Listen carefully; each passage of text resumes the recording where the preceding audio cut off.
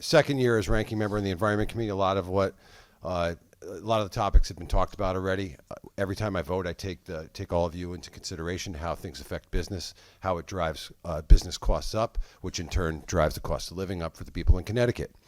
And energy drives the economy, and it's one of my biggest concerns in the state is actions that this body takes to increase those prices, and therefore increases the ability for all of you to make a living, or your constituents to make a living.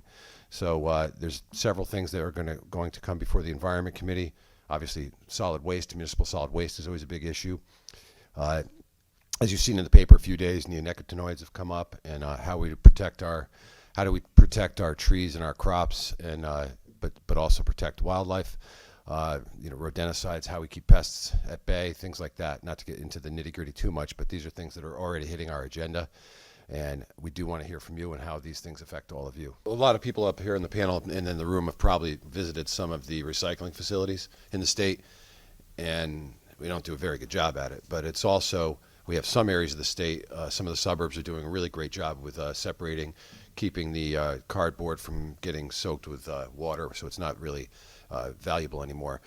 But I've asked Deep, I don't know, I saw Harrison here briefly, but I asked them to look into this last session, if they could look into what areas are doing a good job, what areas do we need to concentrate on. But it's also, if we've got areas where people are struggling to live, they're certainly, the last thing on their mind is going to be recycling. So these things are all tied in together, and if you visit these sites, the separation's not happening, the contamination, cross-contamination's happening, so the stuff, there's not a lot of market for it. So that's something we need to look at too.